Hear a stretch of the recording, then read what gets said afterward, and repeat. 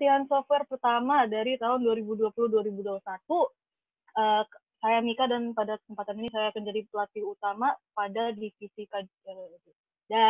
divisi kajian dan keilmuan. Dalam Zoom chat ini, di dalam file overleaf juga ada moderator saya, yaitu Alex.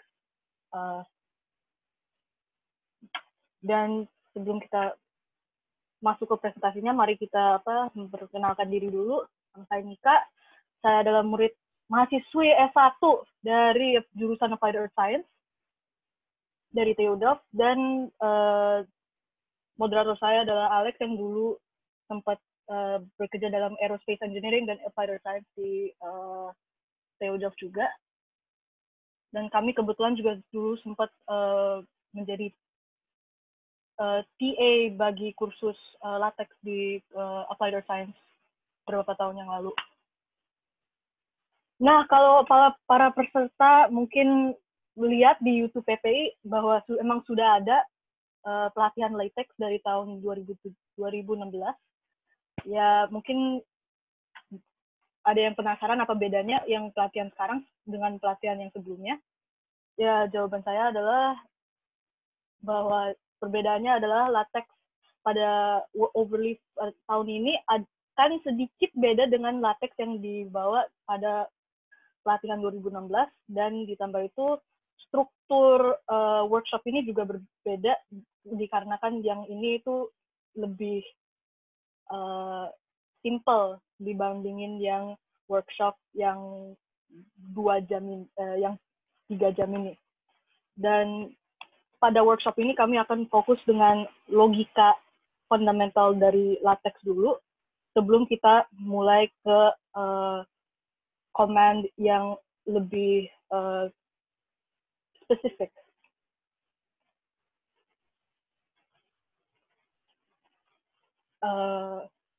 Dan dari hasil survei yang mungkin didapat sebulan yang lalu, kebanyakan dari yang tertarik belum pernah melakukan melakukan coding dalam latex atau memakai softwarenya. Jadi struktur sesi ini bakal dibagi dengan 4 bagian. 2 menjelaskan lebih tentang teori dan fundamental, dan part 3 dan part 4 kita akan belajar langsung dengan overleaf dan kita akan mengcoding bareng-bareng. Mungkin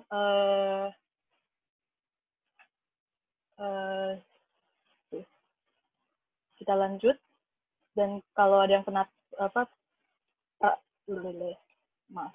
kalau ada yang penasaran dengan struktur, nanti pas setiap bagian sendiri akan ada struktur sendiri.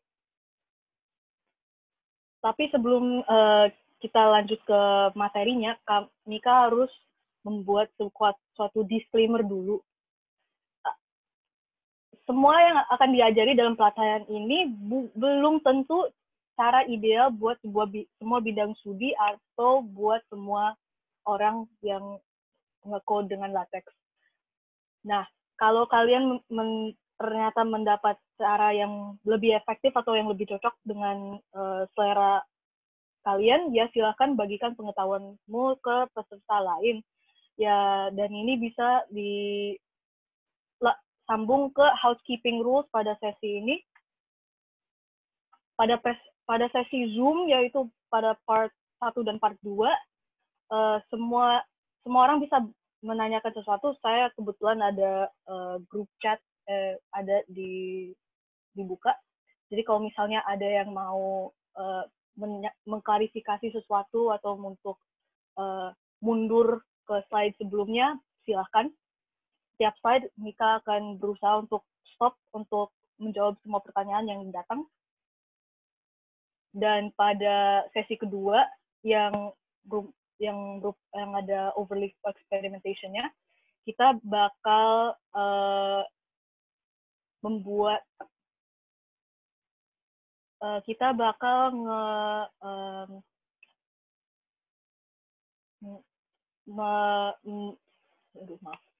membuat sebuah sistem, jadi semua pertanyaan yang terkait dengan overleaf akan kemungkinan di cover dari Alex sebelum di cover oleh saya, dan semua pertanyaan tentang teori akan di cover dengan saya, mungkin lebih baik lewat Zoom group chat kalau bisa.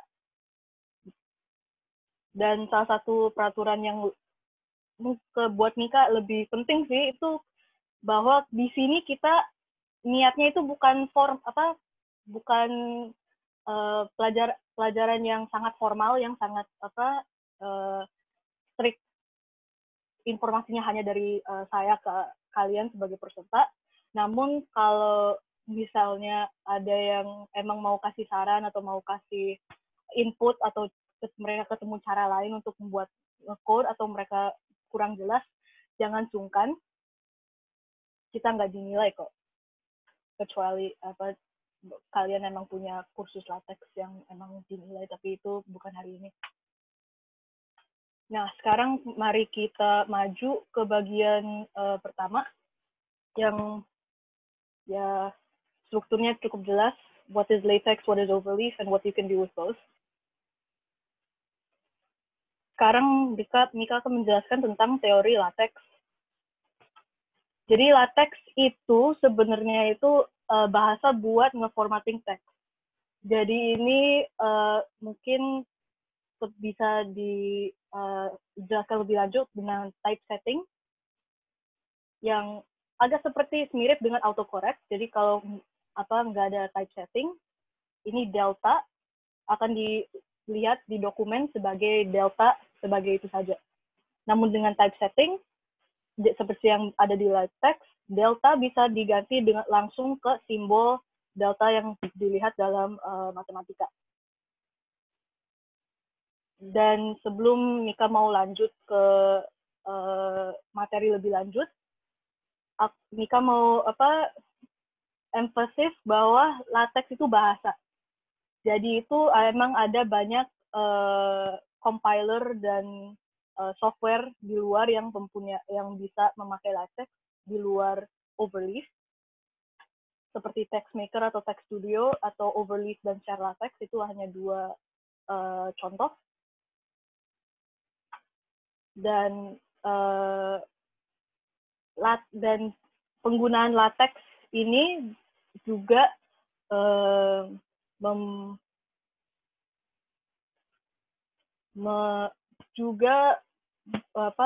juga dipakai untuk software seperti TextMaker dan share latex dan overleaf. Latex itu biasanya digunakan untuk membuat academic paper atau scientific journal seperti yang dibawa oleh workshop minggu lalu oleh Mas Daniel dan Mas Nikta. Untuk bidang science and engineering lebih tepat, latex itu sebenarnya lebih mudah, cara yang lebih mudah buat menulis materi yang emang lebih berat dalam sisi matematikanya. Jadi formulanya banyak, mungkin notasinya banyak, mungkin emang derivasinya juga sangat lengkap. Dan ditambah itu latex itu sebenarnya itu lebih membuat cara proses dan formatting itu harusnya lebih mudah. Tapi latex itu juga dipakai untuk membuat chart atau membuat presentasi atau beamers. Kalau ada murid TU Delft, ada kemungkinan kalau Anda sudah menempuhi kursus matematika dalam TU Delft, kebanyakan dari dosen emang menggunakan latex untuk membuat presentasi mereka. Dan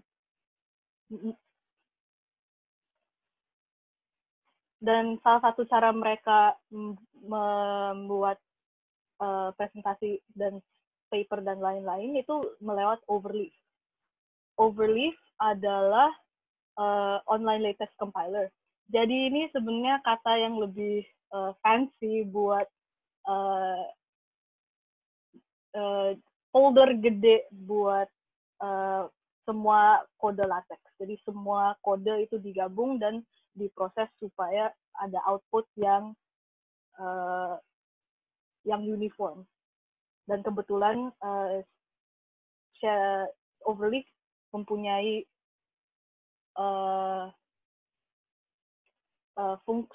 fungsi yang sharing yang dulu dipakai dengan share LaTeX. Nah, mungkin ini pertanyaan yang agak sedikit paling penting. Apakah kalian perlu Overleaf atau LaTeX? Ya, mungkin kalau Anda mempunyai jawaban iya ke beberapa pertanyaan berikut, ya mungkin Anda perlu mempelajari LaTeX atau enggak Overleaf. Apalagi kalau kebetulan dengan program, kalau kalian adalah mahasiswa-mahasiswi TU Delft, semua subskripsi sudah di cover TU Delft. Jadi ya, seperti Anda mungkin sudah ketahui. Apakah ada pertanyaan lanjut atau apakah kita bisa lanjut? Enggak? Oke. Saya lanjut saja lah.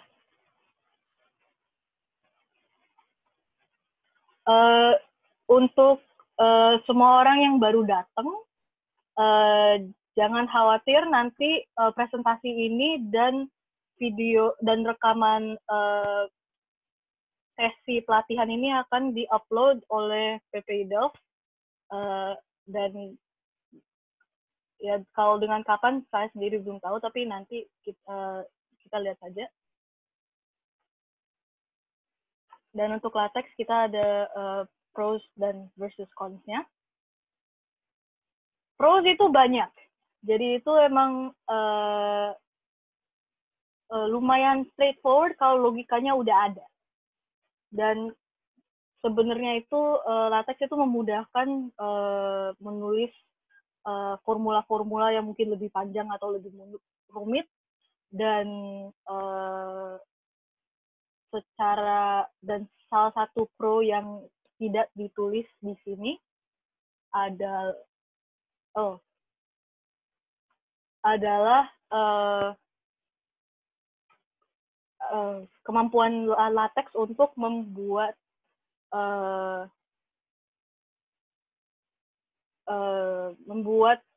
kompilasi antara banyak PDF, atau di kasus ini banyak file teks. Jadi semua orang bisa menggabungkan teks sendiri dan bisa digabungkan dengan satu medium. Cons itu ya ada banyak juga, tapi yang con utamanya itu bahwa LaTeX itu belum tentu sesuai buat semua bidang dan buat semua individual. Dan ditambah itu ada juga kemungkinan bahwa semua typo, error, dan masalah loading itu bakal banyak jika orang-orang yang nge-code itu kurang tepat.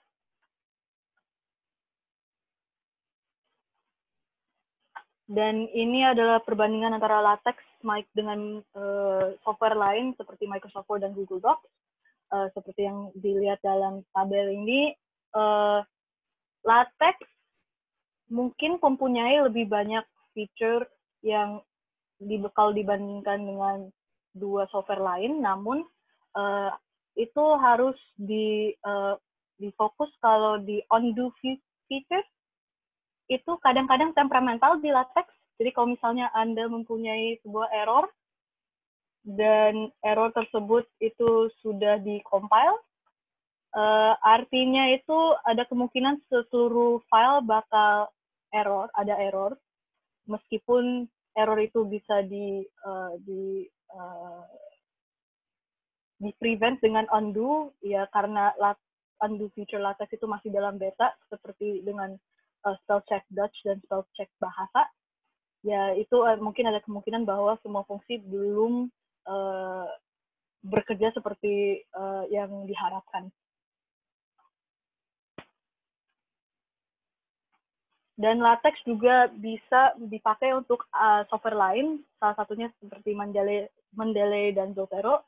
Kalau kalian datang ke pelatihan software minggu lalu, ini juga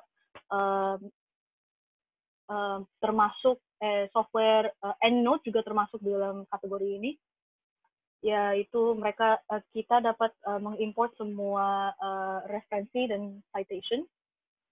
Ada juga LaTeX bisa bekerja dengan Anki, di mana kita buat flashcards dengan notasi matematika tentang formula atau apapun. Dan ini Python itu kita bisa menulis dengan LaTeX untuk Python dan sebalikannya.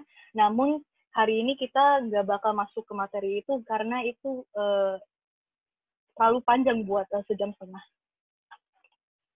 Nah, sekarang kita ke part 2, yaitu ke programming dan user interface basics. Kalau kalian bisa melihat screen overlay sambil melihat presentasi ini, silahkan. Karena kita akan memulai dengan interface overlay. Ini kan seperti yang kalian lihat pas tadi masuk ke sebelum ke Zoom call.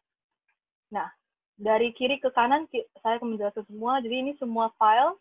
Biasanya orang itu membagi file tersebut dengan materi. Kalau misalnya ini mungkin jadi abstrak, mungkin ini jadi chapter 1, chapter 2, dan sekian.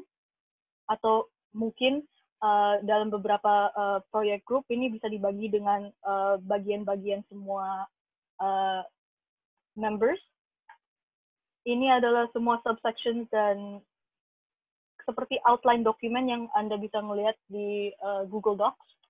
Dan ini misalnya ini selamat datang bisa dilihat dengan heading ini, Zoom calling bisa dilihat dengan heading ini, dan sebagainya. Di sini ada bagian yang paling penting, yaitu di mana kalian menulis LaTeX source.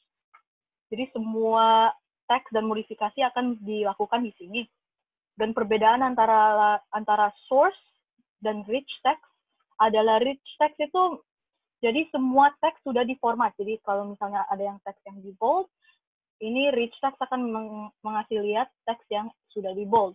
Tapi ada kemungkinan bahwa dengan file-file besar atau mungkin dengan banyak partisipan itu fungsionalitinya bakal berturun karena itu emang lebih berat buat komputer untuk ngeprosesnya. Dan ini adalah hasil dari semua code yang ditulis di sini, dari source text maupun rich text. Dan ini seperti PDF mungkin kalau dengan komparasinya. Dan di sini kita melihat simbol-simbol, ini kayaknya cukup wajar karena ini mirip dengan user interface lagi, tapi jadi ini text, tapi ini text file itu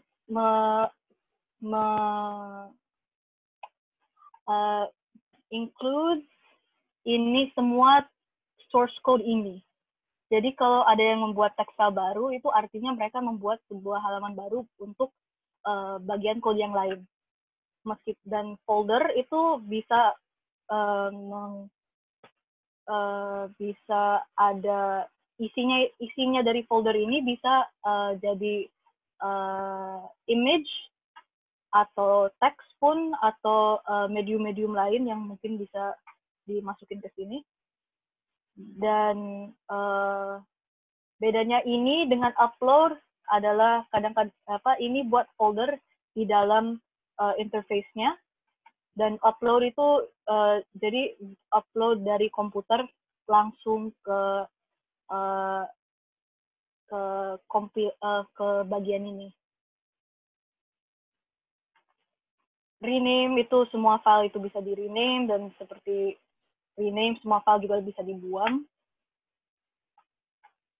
Dan di ini kebetulan ada typo sedikit, harusnya ini ke sini, tapi baiklah.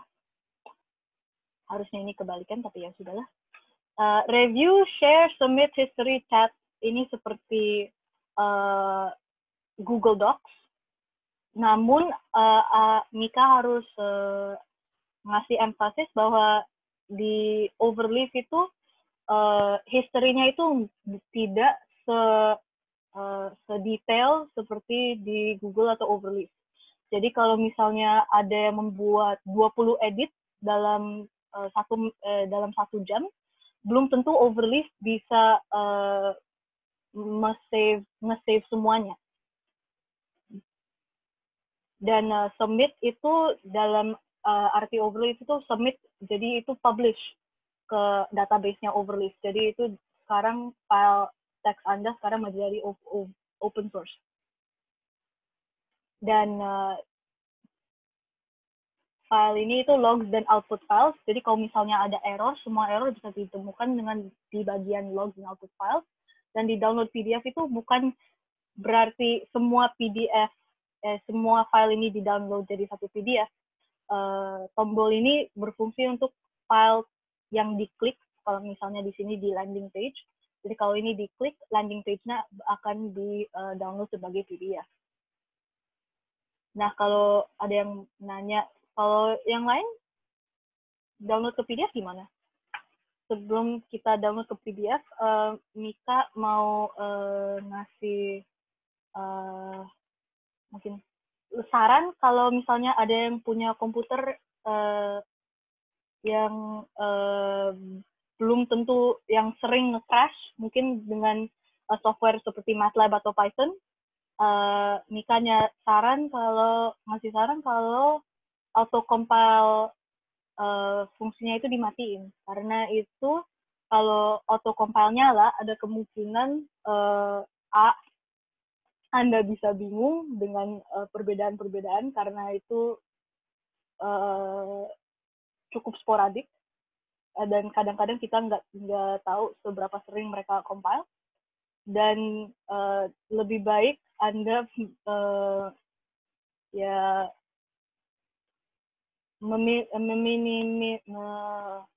mengecilkan semua kemungkinan bahwa browser Anda bakal nge-crash, karena dari pengalaman itu lumayan sering buat saya.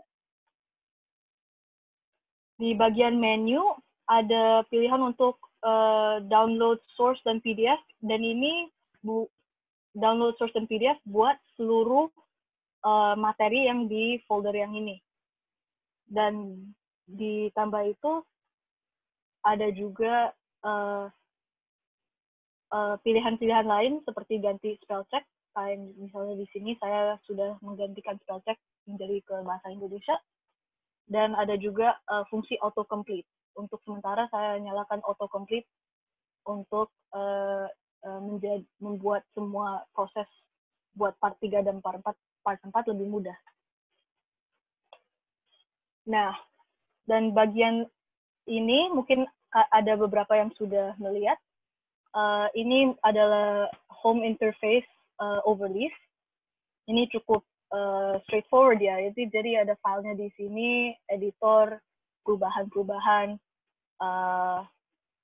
proyek, dan kebetulan ada juga folder yang bisa membuat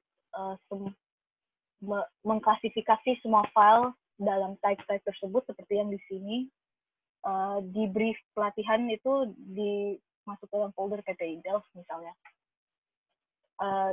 Untuk kalau misalnya Anda mempunyai free plan, perbedaannya antara free plan dan pro plan itu adalah kalau di pro plan dan yang plan satu lagi, kalian bisa bagi file-file ini ke kontributor lain. Tetapi kalau Anda mempunyai free plan, Anda nggak bisa membagi file-file masing-masing ke orang lain. Tapi Anda bisa mengikut ke kontribusi ke file yang pemiliknya itu mempunyai account pro atau yang account dibayar satu lagi. Nah, sekarang itu kita akan menjelaskan tentang basic code. Sebenarnya semua kode LaTeX mengikuti peraturan berikut. Jadi ada backslash, ada command, dan di dalam kurung apa ya? Kurung curly ini ada input atau environment, dan di sini ada juga condition. Di sini jenis kurungnya itu harus diperhatikan, karena kalau misalnya kurungnya itu salah, itu artinya beda. Dan seperti MATLAB atau MATLAB, Anda bisa membuat command di dalam satu row tanpa spasi, dan ada simbol-simbol berikut yang sangat penting dalam menulis dalam LaTeX. Ini buat command, ini buat input. Jadi kalau misalnya Anda ini input ke command-nya maksudnya. Persentase adalah buat command seperti di MATLAB. Dan tanda dolar 1 atau 2 itu mengindikasi math mode. Jadi semua formula dan simbol matematika akan ditulis dalam kurung ini. Ini berfungsi sebagai kurung, jadi itu ada simbol dolar di sini, simbol dolar di sini. Dan sample code bisa dilihat seperti ini. Jadi di sini ada command-nya, di sini ada input-nya.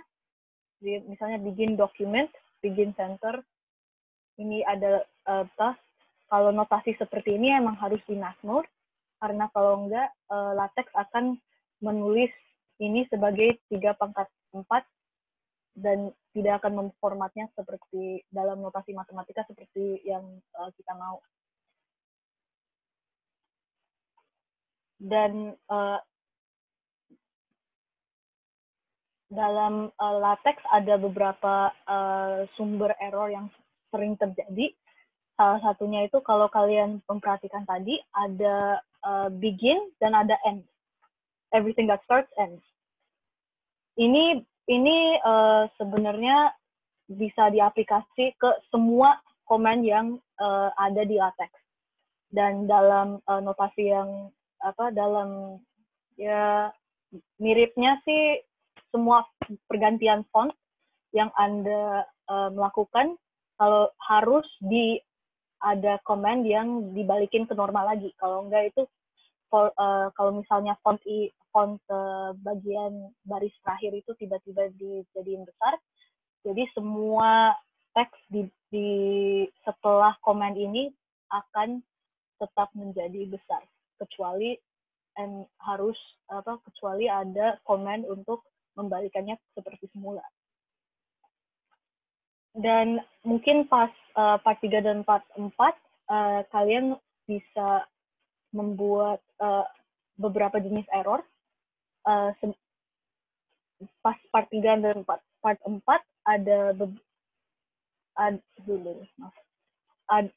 file ini bakal dibagi untuk kalian, jadi jangan khawatir kalau kalian udah hafal ini semua. Tapi emang semua error dipisah lewat warna atau apabila filenya bisa compile atau enggak. Dan sebenarnya itu kebanyakan dari error ini itu adalah karena satu komponen itu hilang, maupun bracketnya atau end command-nya. Dan dalam setiap text file ada beberapa komponen yang harus dimasukkan.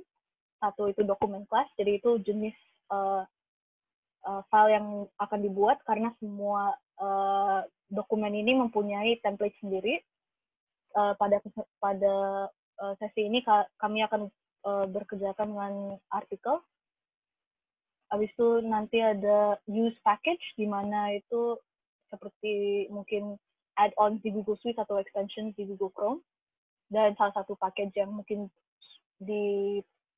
yang sudah dipakai dalam proyek pelatihan software ini adalah Hyperref untuk membuat URL, dan GraphicsX untuk membawa gambar ke file LaTeX.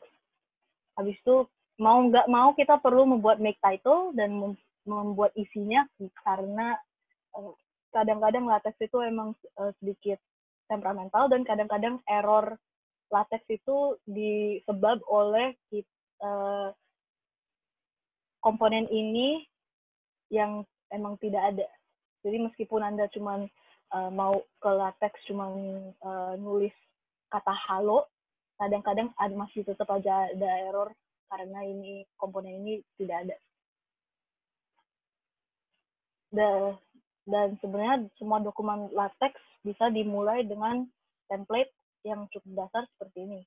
Jadi kita ada dokumen class, artikel, use package dengan package apapun yang kita mau, title, author, date, dan setelah bikin dokumen kita bisa menuliskan semua isi-isi artikel yang sudah yang kita mau. Kita sudah memasuki part 3, tapi sebelum aku lanjut, apakah ada pertanyaan sejauh ini?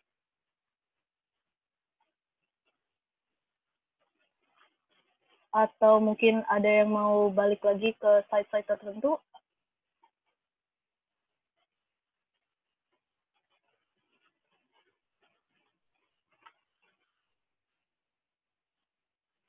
Silakan.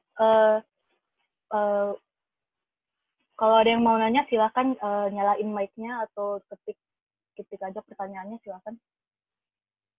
Halo Mbak. Halo. Oke. Nama saya Abram Mbak. Pertama makasih ya udah mau ngajarin. Jadi pertanyaannya tadi bahas error ya. Kalau error ditunjukkan warna merah ya. Iya, betul. Nah, dikasih tahu juga lainnya nggak ya? Iya, jadi itu mungkin aku ganti screen kali. Kalau misalnya di overleaf-nya kan ada nomor baris ya, nomor 1, 2, 3 gitu. Jadi error tersebut itu bakal ada simbol di sebelah nomor barisnya. Jadi Oke, itu kalau berarti merahnya misalnya di hanya di baris itu pada barisnya. error, itu merah semua. Oke, merahnya hanya di barisnya aja ya berarti ya? Tergantung sih, kalau ada yang di barisnya doang, tapi ada juga error merah yang jadi setelah komen di baris tersebut, semua bagian itu bakal ikut merah juga. Mungkin itu bisa lebih dilihat dalam part 3, tapi apakah penjelasannya itu udah masih ada yang bingung atau apakah sudah jelas? Oke, cukup. Makasih, Mbak. Oke. Ya, nggak apa-apa.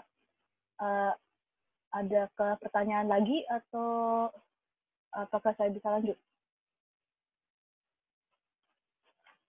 Maaf kalau kecepatan ya, itu apa?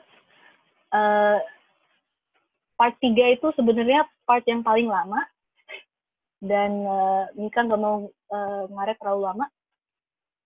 Dan kalau misalnya nggak ada pertanyaan, oke, Mika kasih 1 menit deh. Kalau nggak ada pertanyaan, dalam 1 menit saya akan lanjut. Dan silahkan nanya apapun tentang latex. Nggak harus lewat Zoom, kalau lewat overleaf chat juga bisa, karena kebetulan aku juga membuka chat itu juga. Jadi kalau nggak ada yang ngerti, ada yang nggak ngerti, bilang ya. Jadi default text input, jadi default text input itu command input itu untuk memasuki, ada typo nih satu. Ini harusnya kurung yang curly seperti ini, tapi ya sudahlah.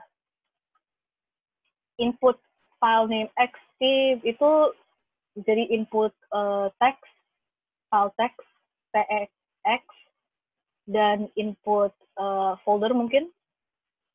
new line itu ada beberapa pilihan untuk membuat garis baru, itu pakai double enter, jadi enter 2 kali seperti di antara garis 5 dan 6 di overleaf. Oh iya, kurung kurawal. Makasih, tadi saya lupa. Kurung kurawal. Jadi itu sebelum dan di new page itu bisa dipakai dengan command new page. Dan secara default filenya itu akan ditulis dengan size 12, tapi font size-nya bisa diganti. Kalau misalnya semua bisa loncat ke file 3A di text form, mungkin kita bisa eksperimentasi pas untuk part 3 di sini. Jadi misalnya kalau kita buat teks teks, kita bisa melihat kalau misalnya ada teks tiny, teksnya bakal menjadi kecil.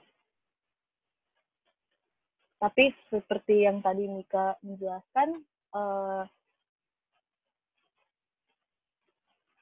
teks tersebut itu kalau misalnya saya menulis command misalnya tiny di satu baris, semua teks selanjutnya akan juga mempunyai font yang sama, kecuali saya balikin ke font semula. Apakah semua udah melihat overleaf, file overleaf atau belum?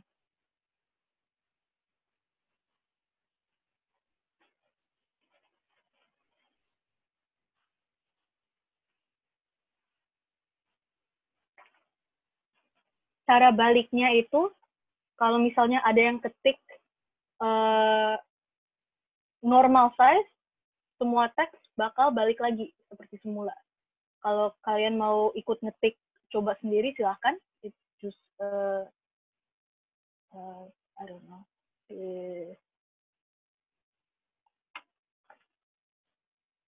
Udah.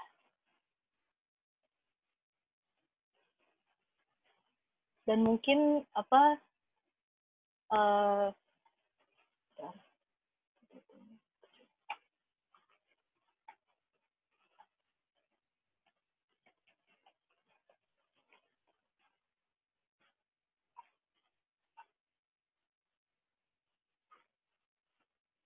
dan Oke. Dan kalau kalian sedang melihat file overleaf,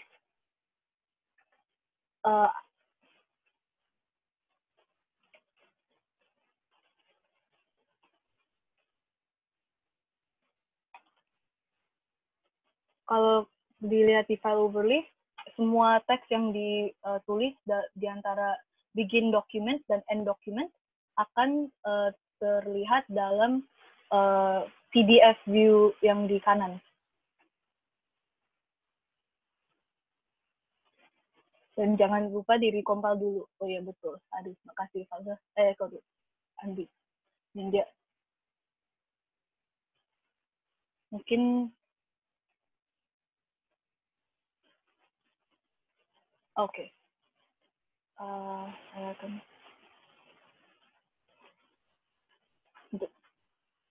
sekarang kayaknya presentasinya bakal sedikit ganti. Jadi kalau misalnya ada yang mau ganti teks, silahkan. Dan sambil presentasinya lanjut, mungkin saya ganti format juga.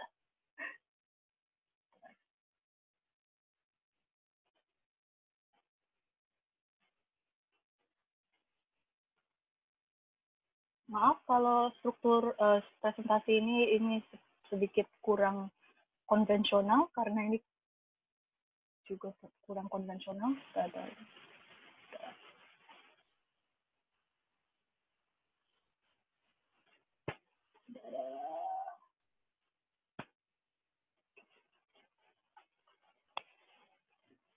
Nah, mungkin sambil kalian eksperimentasi dalam latex, Mika akan lanjut ke, kalau ada yang mau membagi dokumen dalam beberapa seksi.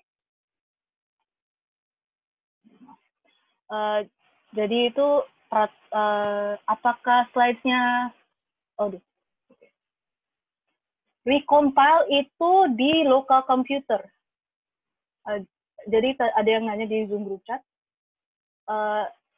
Jadi recompile itu tergantung komputer Anda. Kalau misalnya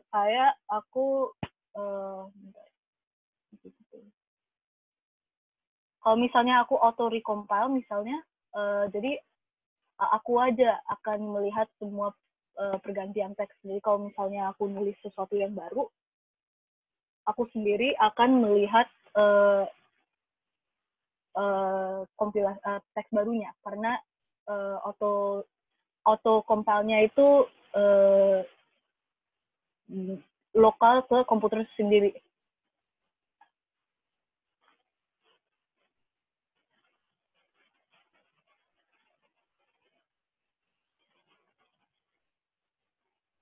Dan apakah bagian slides-nya itu sudah jelas, atau apakah Mika perlu membesarkan slides-nya lagi?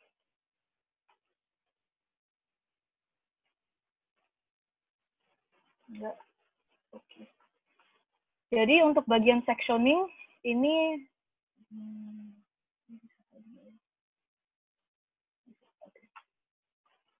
jadi untuk bagian sectioning itu cukup simple. Jadi kalau misalnya kita buat satu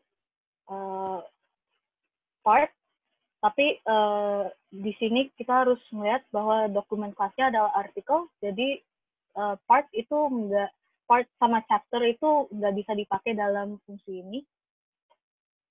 Jadi seksi yang paling besar yang kita pembagian yang paling besar yang kita bisa pakai itu adalah section di sini. Jadi kita nulis backslash section dan isi dalam kurung kurawal ini itu isi dengan judul. Di sini kita mungkin bisa masukin judul. Dan kalau kita compile, akhirnya itu keluar.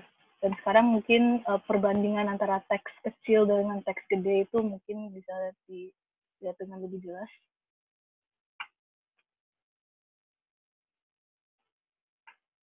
Dan kalau ada yang mau membuat section yang lebih kecil, ada juga membuat subsection.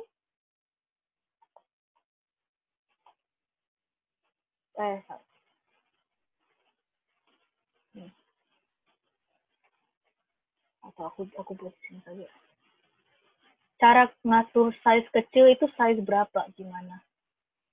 Kebetulan saya sendiri nggak hafal size-nya segede apa, tapi kalau bisa dilihat dalam jadi itu semua font size, aku balik ke size-nya, semua komen ini udah ada setting tertentu, dan seberapa besar settingnya saya sendiri nggak hafal. Tapi kalau misalnya ada yang nulis large, misalnya yang huruf depannya gede, kalau ada yang nulis large itu jadi semua dalam semua proyek latex dan file latex font size ini bakal sama semua.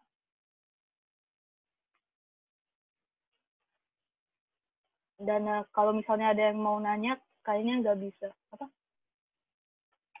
Numbering section bisa diganti, tapi kalau nggak salah, aku perlu cek betul-betul karena aku nggak mau ngasih info yang salah, tapi seingat aku menggantikan nomor Romawi itu membutuhi renew command namanya.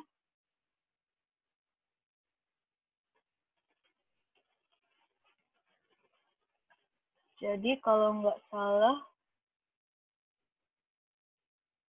jadi kalau misalnya ini renew command, jadi di bagian sini kita akan mungkin bisa nulis actually sebelum kita ini kita mungkin masuk ke list dulu. Kebetulan ada di sini, nanti kita majukan.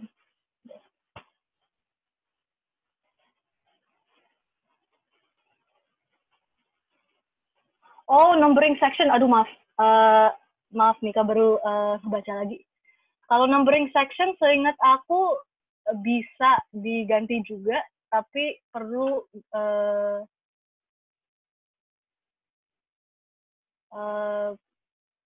lihat lagi dari manual, karena seingat aku section bisa diganti formatnya. Sebenarnya semua komponen LaTeX bisa diganti formatnya dari default, tapi mungkin Mika cari contoh dulu.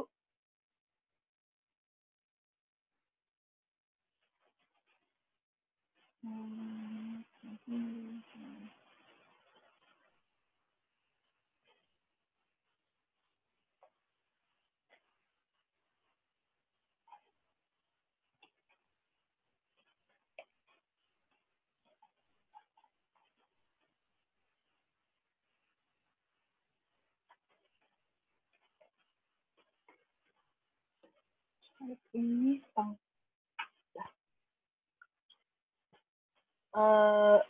mungkin karena kita ada keterbatasan waktu yang lumayan pendek, Mika hari ini nggak akan mengcover pergantian nomor-nomor atau pergantian setting dari default, karena itu agak sedikit lebih rumit buat ngejelasin. Dan kita sebenarnya ada lumayan banyak materi untuk nge-cover dalam setengah jam lagi. Jadi mungkin pas akhir sesi saya akan mengklarifikasi itu lagi. Lang. Maaf. Kita balik lagi ke sectioning. Ini kayaknya udah jelas kan? Itu jadi di section bisa dijadiin section, subsection, subsection. Ini ada ini yang paling kecil. Dan ada juga belum tentu dipakai dalam IPA dalam bidang saya sih, tapi ada juga paragraf dan subparagraf. Jadi kalau ada yang mau buat sub judul silahkan. Dan kalau misalnya ada yang mau buat subsection yang nggak ada nomor, misalnya judulnya nggak dikasih nomor, jadi sectionnya mungkin dikasih bintang. Dan setelah itu kalau dikompil lagi, judulnya tidak akan dikasih nomor, dan akhirnya semua section berikutnya akan terefek juga. Mumpung ada list, itu sekarang mungkin kita membuat list. Itu jadi list itu di sini list yang bullet dan list number itu mempunyai komen yang sama. Jadi misalnya kalau ada yang memulai itemize sesuatu, mungkin di sini.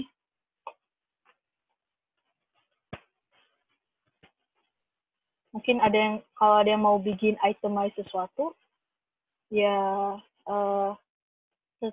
secara default, karena Mika tadi menyalakan autocomplete, jadi setelah Mika mengetik itemize, langsung ada item yang ada di situ. Jadi kalau misalnya ada yang mau ngetik langsung ada bulletnya. Dan selama ada, dan untuk menambahkan poin-poin lagi, bisa dipakai item lagi untuk nambah. Tapi kalau misalnya kita nulis sesuatu di sini tanpa item, teks yang di sini itu tidak termasuk dalam bullet point baru, karena di dalam LaTeX format enter itu cukup sensitif. Jadi semua teks yang ada di sini akan termasuk dalam baris yang sebelumnya. Dan kalau misalnya ini diedit di double space untuk menjadi baris baru, ini bakal mengacaukan format lebih jauh lagi.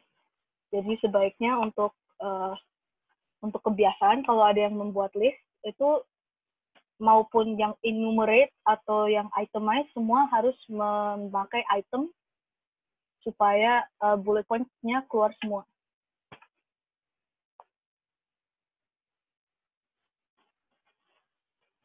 Dan sebenarnya ada juga command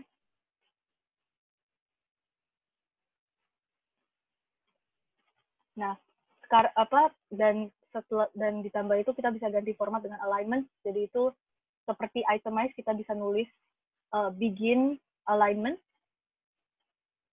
Jadi kalau ada yang mau eksperimen dengan nulis begin, tapi alignment-nya itu diisi dengan alignment yang di sini. Jadi itu kalau nggak flush left, flush right, atau center. Dan untuk sementara ini kalau ada yang menulis center dengan RE di akhir, tapi bukan ER, itu nggak di-recognize oleh LaTeX. Jadi untuk sementara mungkin kita membuat satu text center, dan mungkin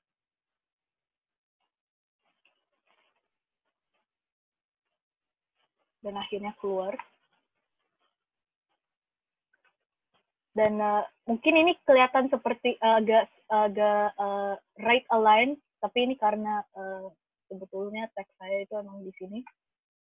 Jadi kalau misalnya untuk perbandingan, aku akan nulis satu teks yang di flush right,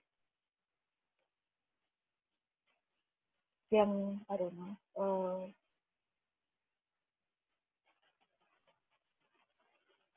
ya. Jadi mungkin untuk perbandingan untuk dari satu ujung ke ujung lain. Dan mungkin kalian sudah melihat sebuah pattern, tapi semua format LaTeX yang berhubungan dengan pergantian teks itu emang mempunyai format yang seperti ini. Jadi ada begin, ada input, dan ada end-nya. Dan di dalam ada teksnya. Dan kalau ada yang penasaran apa bedanya kalau ini tab-nya di-remove, sebenarnya itu nggak ada masalah juga sih. Nggak ada perbedaan, tapi untuk untuk jadi lebih mudah, lebih baik itu semua bagian yang sudah diformat itu dikasih tab atau indent untuk ya supaya nggak bingung lah. Kalau teks bisa dilanjut di command berikut. Jadi itu kalau ada yang mau tulis teks BF dan mau misalnya mau nulis sesuatu, silahkan. Jadi teks BF itu untuk teks bold, dan kalau ada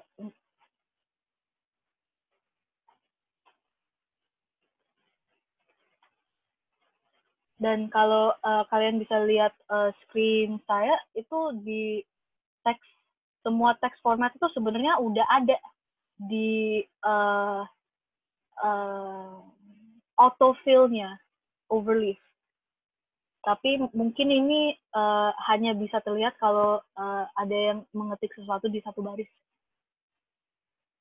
Dan kalau misalnya aku mau enter, untungnya di dalam setting ini aku bisa langsung nge-enter dan langsung ada tutup kurungnya. Jadi kalau misalnya aku mau nulis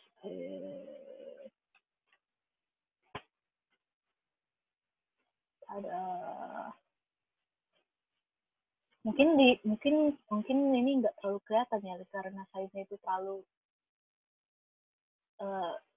agak terlalu kecil, tapi ya sudah. Jadi ini di bold,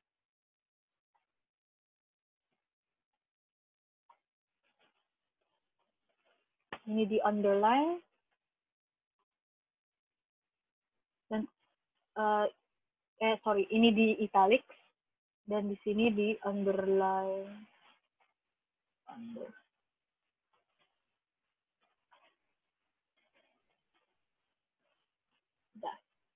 Tuh, ini juga bisa dilihat kalau karena ini nggak ada perbedaan antara barisnya, ini semua teks ini bisa dilihat dalam satu baris dalam kompilasinya. Dan di LaTeX kita juga bisa membuat command within a command, dan ini bisa dipakai untuk beberapa fungsi lain. Tapi dalam tes pertama Mika akan ngasih tahu command within a command untuk text formatting. Jadi kalau misalnya kita buat text bold, abis itu sebagian dari text boldnya itu di underline, jadi kita bisa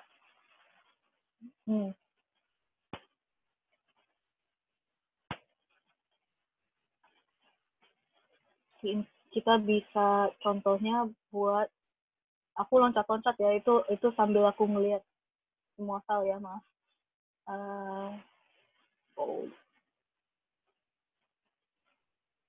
Coba. Dan untuk buat komen baru itu sesimpel buat garis miring lagi dan buat komen yang berbeda. Karena LaTeX itu membaca semua input, semua komen langsung selama ada kurung untuk komen yang tertentu. Jadi kalau misalnya aku menulis 2 komen ini, aku harus memakai 2 kurung untuk menutup.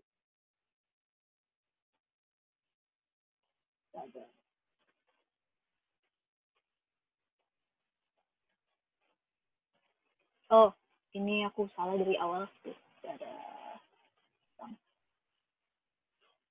Dan kepada yang tadi nanya tentang format dan error, ini ada salah satu jenis error, ini merah. Tapi kalau misalnya ini berjalan, ini di-compile tadi, filenya akan tetap compile, kecuali mungkin setelah bagian ini formatnya bakal agak sedikit, ntar aku kasih lihat lah. Jadi ini yang bagian hal yang tadinya harus di bold, sudah dibiarkan seperti semula, dan semua error akan di-highlight di barisnya dan di teksnya sendiri dengan warna yang berbeda.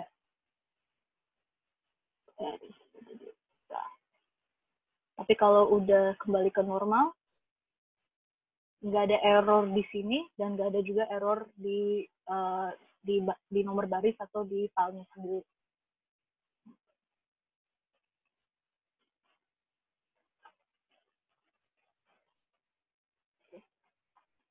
Dan command within a command juga bisa dipakai dengan di list tadi. Jadi kalau misalnya aku nambah di sini, mulai lagi begin, enumerate, dan nambah lagi nomor. Lalu.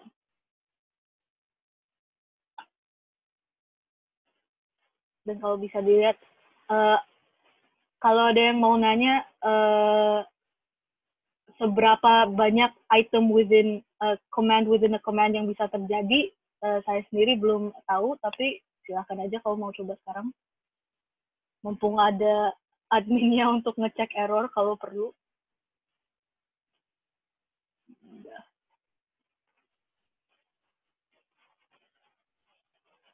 Referencing di sini kebetulan dikarenakan kita nggak ada citation, kita akan ngasih command-nya aja. Jadi kalau misalnya kita ada list of tables, command list of tables, list of figures.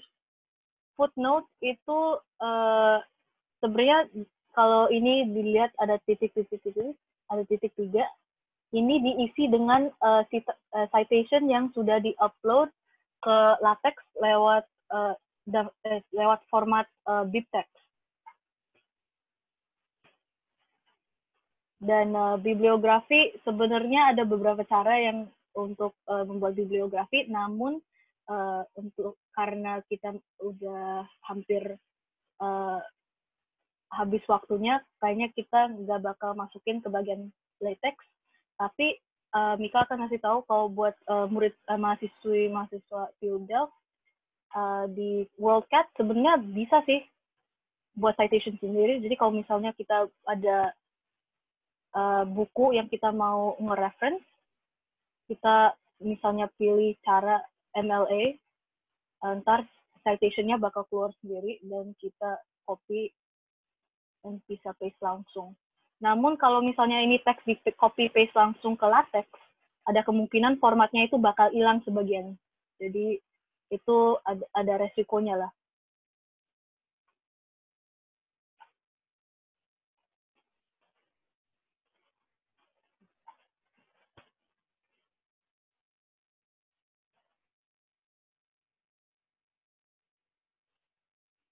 Buat ini siapa ya ini? Aduh, ini kelihatan sih semua. Kalau misalnya ada yang mau ganti mau buat font kayak gini harus isi test atau isi ada di dalamnya harus ada isi sesuatu. Kalau enggak itu kalau di recompile bakal error.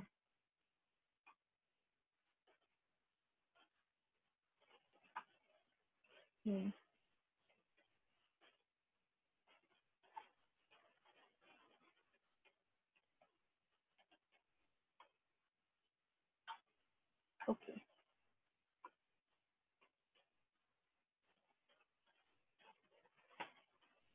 Nah, sekarang kita ada di bagian math notation.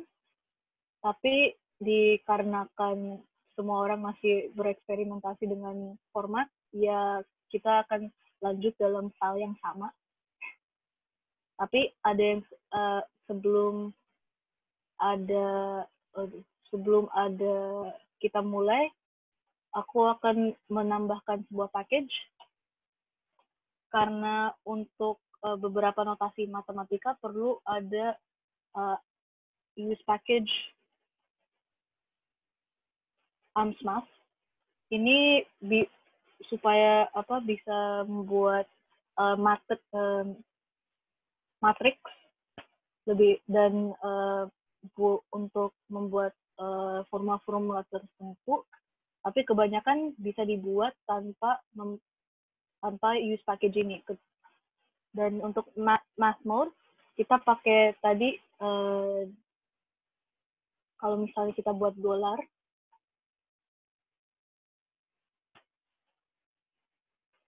kita bisa mengetik formula-formula tertentu. Jadi misalnya X2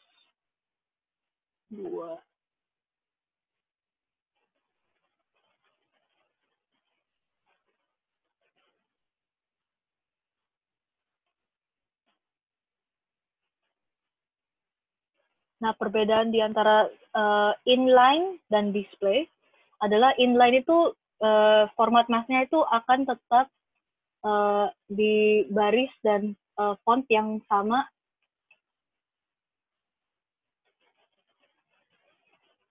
Kalau misalnya Mika nulis kalimat yang juga menambahkan sebuah equation, jadi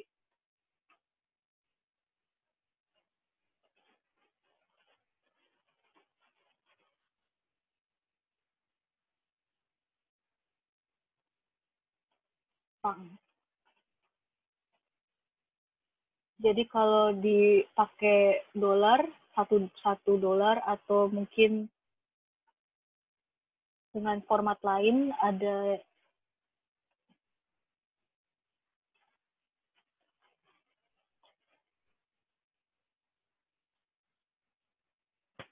aku salah, maaf.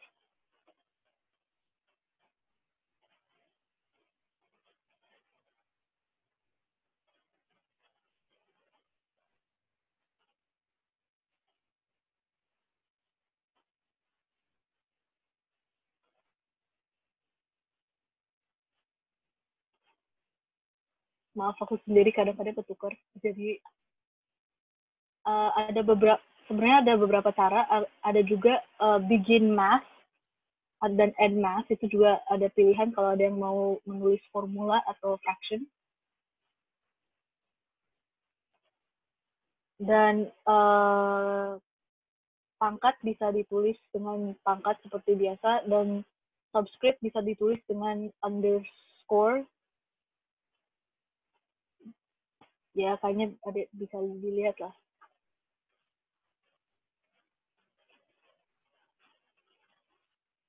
Dan bagian 2 ke mass mode itu ada Greek lettering dan ada juga fraction.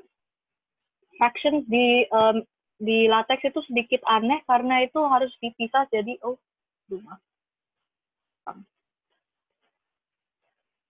harus dipisah ke fungsi tersendiri karena di sini slash itu bisa dibaca sebagai fungsi baru atau pengganti kondisi. Jadi kalau misalnya kita buat fraction, itu kita buat bracket 1 di bracket dan itu ada dua set kurung. Jadi di kurung pertama itu di yang numeratornya, kalau misalnya di sini 2x lah, sini 2y, dan ditutup dengan dua dollar sign lagi,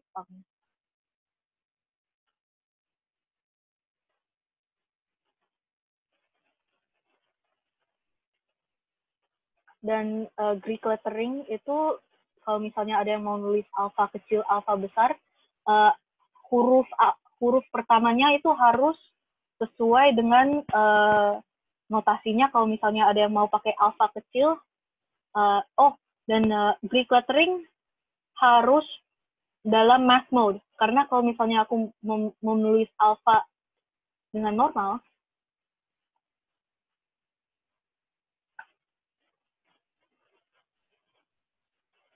ini bisa sih, tapi ini juga bisa dimasukkan ke dalam formula. Kalau misalnya ini 2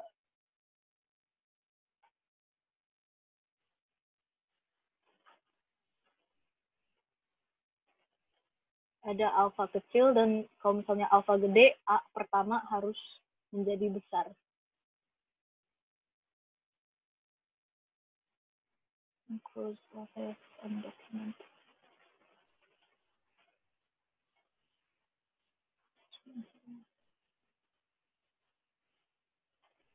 Oh.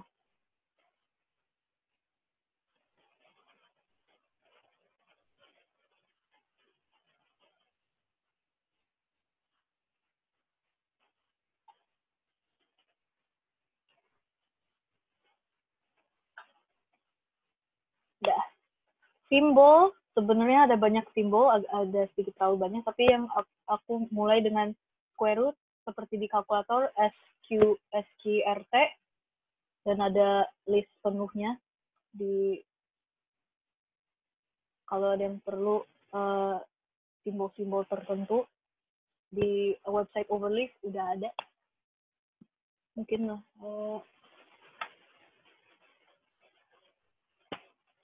Dan kalau ada yang mempunyai menulis real itu math font juga bisa diganti dengan yang sesuai. Matrix, limit, sum, dan integral semua itu belum perlu Amsmath. Ini package Amsmath itu hanya diperlukan untuk membuat matriks. Dan kalau untuk limit itu cukup straightforward sih, tapi agak rumit karena ini ada banyak komponennya. Bentar aku buat. Salah.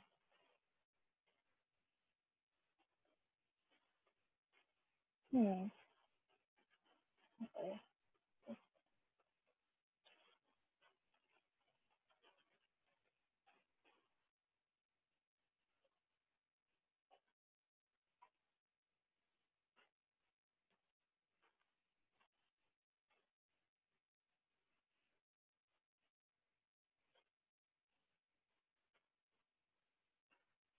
Mungkin ini ada resikonya juga sih. Oh, ya.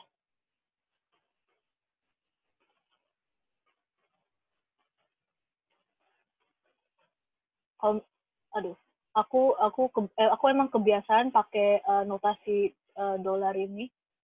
untuk aku emang kebiasaan pakai notasi ini, tapi notasi yang ini juga bisa untuk membuat formula-formula berbeda. Aku akan masukin semua ya. Jadi kalau ada yang mau copy paste main sendiri silakan.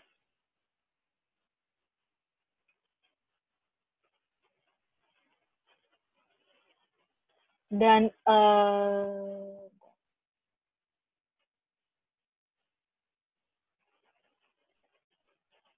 untuk menjelaskan sedikit lebih baik itu semua formula ini ada struktur kode awal untuk masuk Massmode, yaitu ini $2 atau ini simbol 2.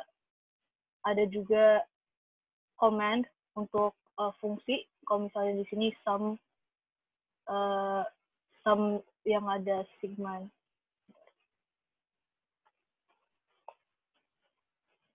Belum keluar tuh ternyata.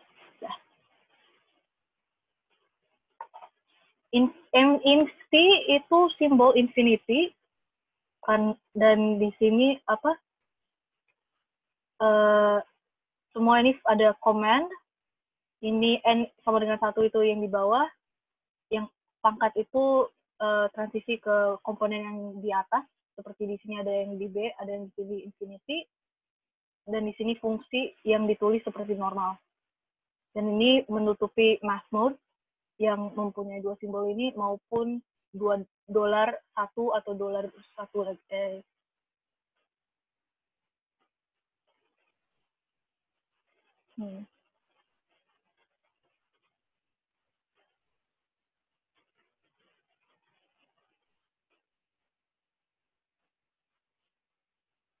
Maaf, aku kayaknya ada yang salah ketik kali.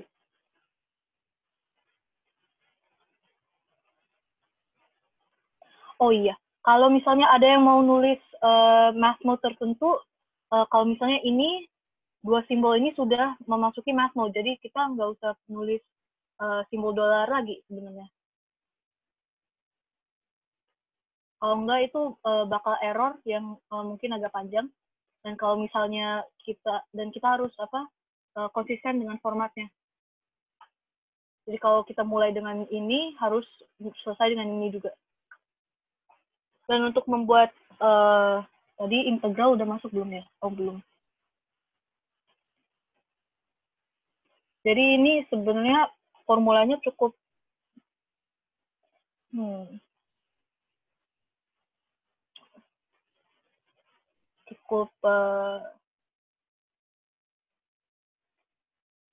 simple. Jadi yang sum itu di huruf tiga huruf pertama dari kata tersebut, limit 3 huruf pertama dalam kata limit, sum dipetik jadi produk, dan integral itu int command-nya. Dan kalau bisa dilihat itu sebenarnya meskipun ada error dalam latexnya itu kalau bisa output dan dia jadinya itu hasil PDF-nya itu bakal keluar seperti normal. Ini kenapa nih?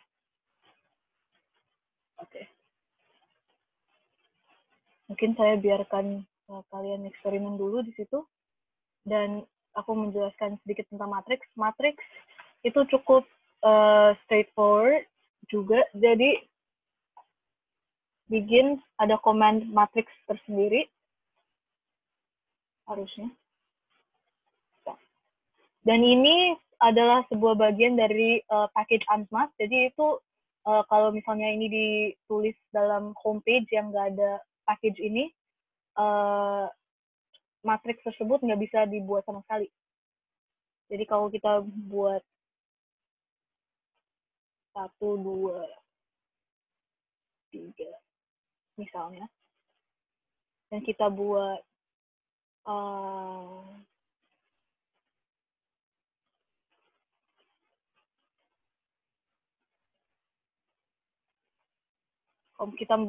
matriks 2 kali 2x3. Akhirnya kita keluar tuh. Secara default matriks latex itu tidak mempunyai kurung sama sekali, tapi itu bisa diganti dengan customize-nya. Jadi itu bisa ditulis dengan P bracket, P matrix, B matrix, dan B matrix. Jadi kalau di sini di copy paste, mungkin di ini kalau misalnya P matrix dan dua-duanya diganti.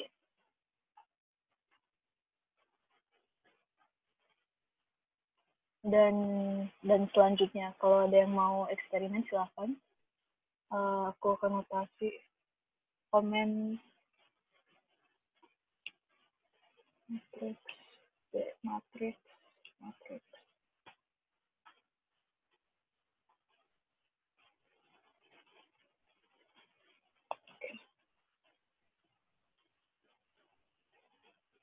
Dan untuk membuat tabel itu sebenarnya pakai logika yang sama. Jadi kita ada begin tabular, dan ini adalah sampel kodenya. Jadi kita ada begin tabular, dan di tunggu saja lah. Mungkin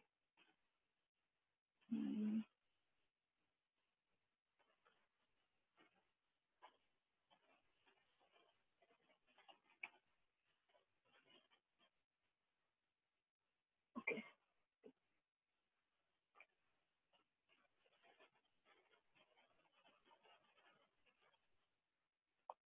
Kalau kita begin tabular,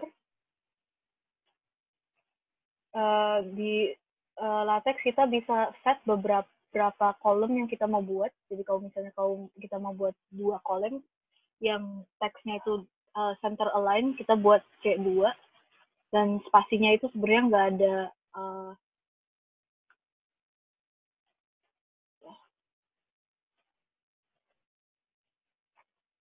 jadi kalau misalnya di sini kita nulis seperti di matriks, jadi kalau misalnya kita set ini ke C2, itu berarti tabel tersebut mempunyai 2 kolom per row. Jadi kalau misalnya aku nulis seperti ini hasilnya,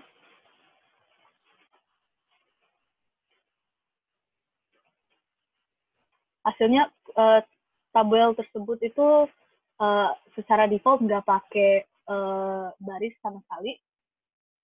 Jadi itu bisa di-set. Jadi di antara kolom tersebut ada baris shift ke backslash. Dan untuk bagian notasi sebenarnya spasi atau enter belum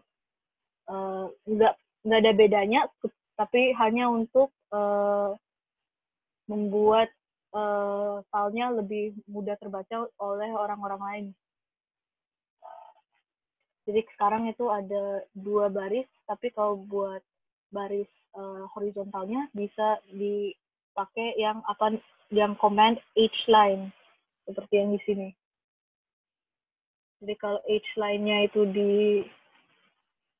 dibuat sebelum dan setelah setiap line. Jadi itu di new line ada, ini kan new line. Jadi setelah hline, kalau dibuat hline di tempat-tempat lain akan menjadi seperti ini. Tapi ini hanya seperti ini karena hline ini hanya bisa ditulis kalau ada baris baru. Dan hasilnya seperti ini. Kalau ada yang mau ikut nulis, itu tabel itu mulai dalam baris 84. Kita sebenarnya hampir selesai kok. Di sini ada membuat multimedia. Jadi kalau ada yang mau upload grafik atau foto, kita bisa upload di latex. kalau ada yang belum nyadar, itu di folder grafik sudah ada beberapa foto-foto. Jadi sebelum foto tersebut bisa dimasukkan ke LaTeX, harus dibuat command.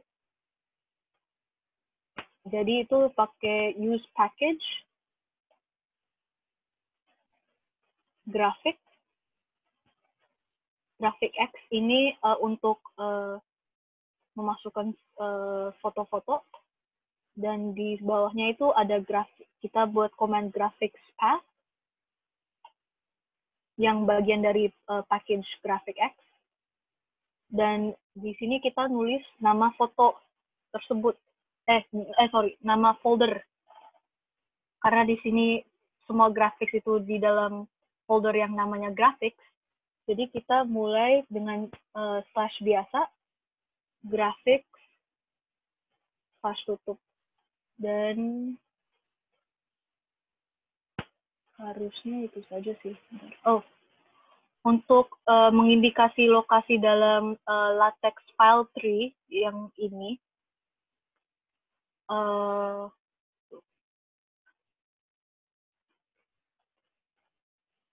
isi berapa tadi?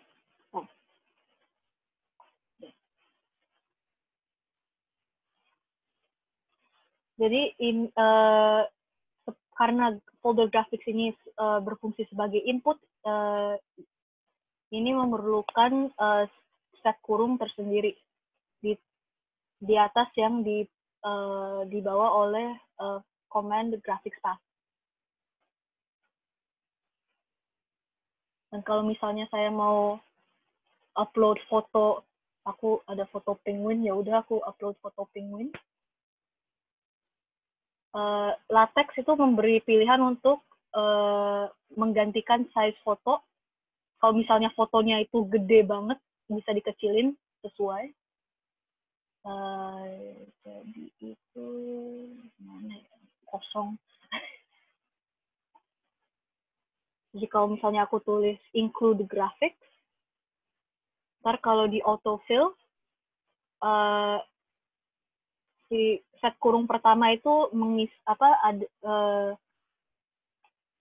ada size-nya. Jadi kalau ada mau scale 0,5, karena saya tahu foto saya itu besar. Dan di bracket kedua ada nama file tersebut. Kalau misalnya aku mau masukin penguin, ya aku udah dimasukin sendiri. Dan kalau keluar harusnya saya di sana. Gede juga ya fotonya ya. Dan seperti yang terlihat ada foto penguin, tapi ini karena fotonya sangat besar, nggak semua fotonya masuk. Jadi kondisi yang di bracket pertama bisa diganti ke width yang fix dalam sentimeter. Jadi kalau misalnya di sini aku nulis 6 cm, dan akhirnya gambarnya akan jadi lebih kecil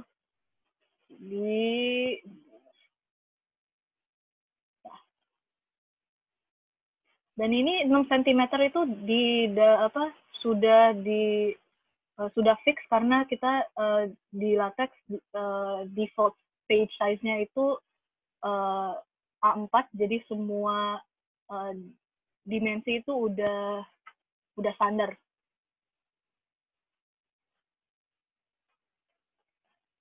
Jadi kalau bisa diganti, dan kalau emang iseng, silahkan kalau bisa main angle juga. Jadi ada angle dan bisa di set supaya fotonya tiba-tiba jadi miring harusnya.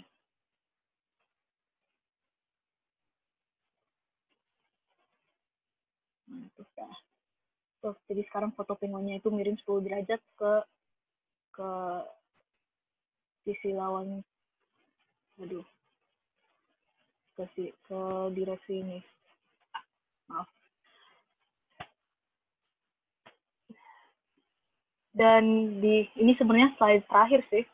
Jadi di graphics ada juga buat caption. Jadi misalnya di foto yang sama kita buat caption. Jadi kita bikin ini foto ini bisa ditutup sama, kecuali kita di atas dan bawahnya kita pakai command begin figure. Jadi di sini ada, aku nulis N-nya dulu. Jadi di dalam baris ini kita membuat satu box untuk figure ini untuk ada di teks tersebut. Jadi kemana ya?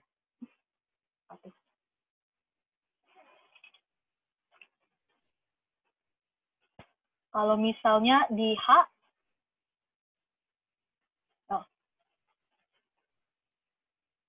kalau misalnya di H itu artinya itu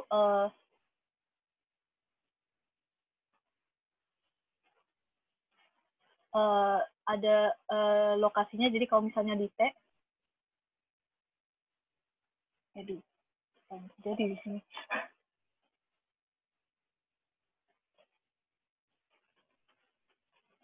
Oke, saya biarin dulu itu. Kalau misalnya fotonya di H, jadi itu fotonya akan floating di antara teks yang mungkin belum tentu bisa kelihatan di sini.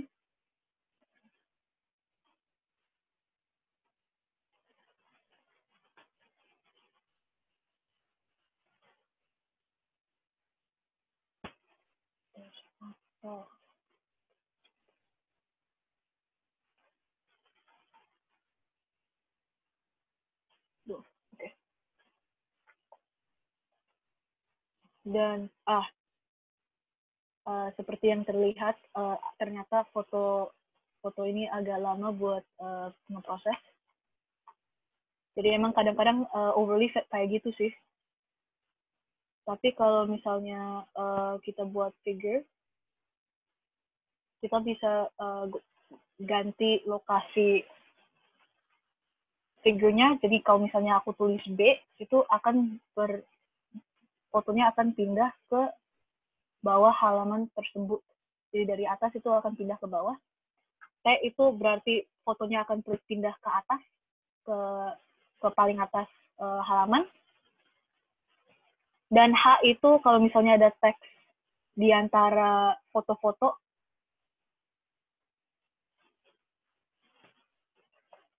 oke. PowerPoint-nya akan di-share kok.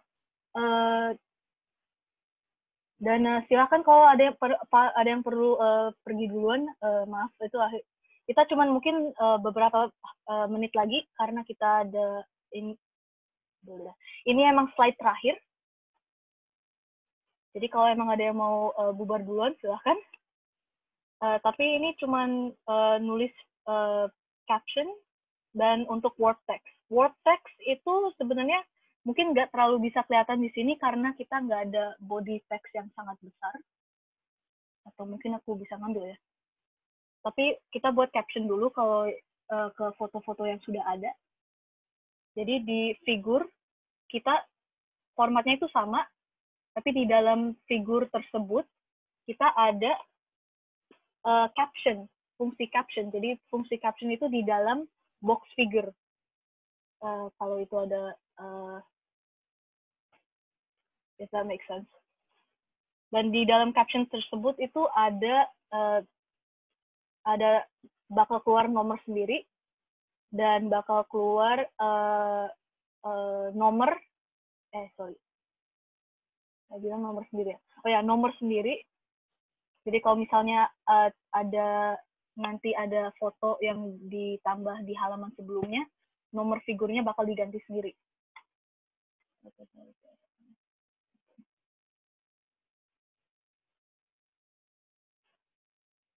Ini sebenarnya ada contoh yang lumayan buruk, tapi biasanya captionnya akan langsung di bawah fotonya.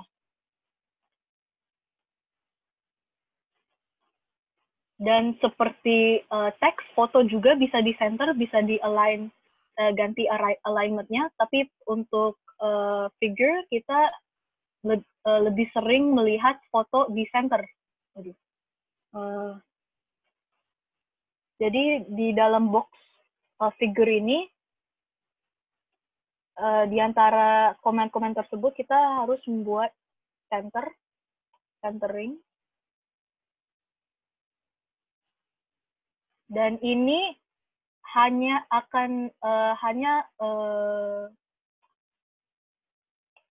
membuat box figure ini di center, bukan teks selanjutnya.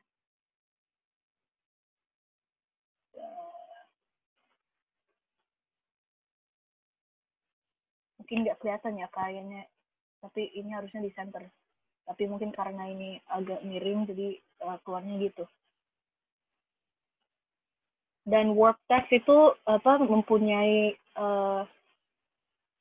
fungsi yang ntar mereka bisa copy ke sini.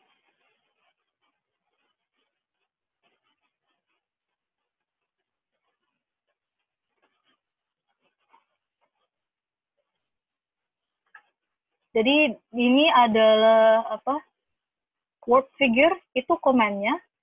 Satu itu isinya ada pilihan left align yang pakai L atau right align pakai R. Di sini kita pakai L dulu. 0,25 yang bagian ini, 0,25/text width itu menunjukkan size yang bisa diatur, ya bisa aja mungkin berapa senti juga diganti juga bisa. Dan graf tersebut dan kode lain itu sama seperti yang tadi.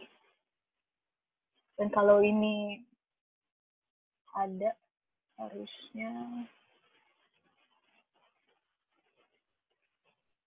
ini di mana ya?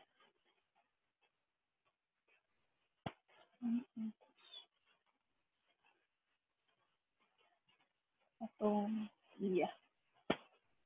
Tapi mungkin di sini itu word figure itu kurang kelihatan karena di sini itu banyak baris-baris sendiri. Dan sekarang kita sebenarnya udah mulai akhir sih. Apakah ada pertanyaan lagi sebelum filsafat? Untuk nomor halaman kalau untuk nomor halaman apakah bisa diatur untuk halaman pertama? Itu halaman bisa diatur, tapi karena sejauh ini Mika baru mengerjakan laporan-laporan yang lebih kecil, Mika sebenarnya belum perlu sih. Dan untuk pergantian nomor halaman mungkin aku bisa send linknya di atau buat komen di file teks ini mungkin nanti.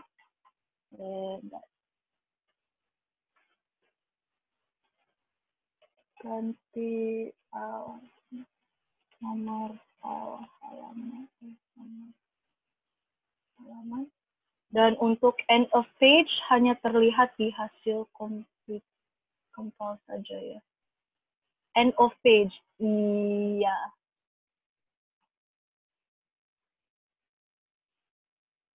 Kalau end of page itu maksudnya itu halaman terakhir, ya itu emang hanya terlihat pas di compile saja.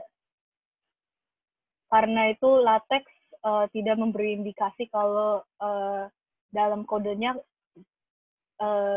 di mana posisi teksnya di halaman tersebut. Mungkin itu juga adalah salah satu kekurangan dari LaTeX, tapi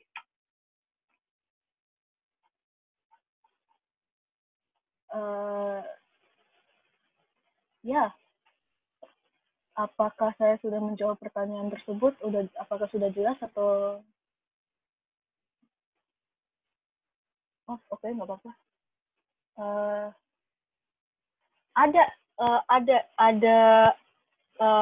Ntar aku balik lagi. Ada text maker dan text studio untuk offline. Dan kalau nggak salah, salah satu bisa gratis kalau nggak salah. Selama ini aku belum pernah sih pakai yang offline, tapi fungsi-fungsinya harusnya sama. Silahkan kalau ada yang mau tanya lagi, itu mumpung kita masih ada.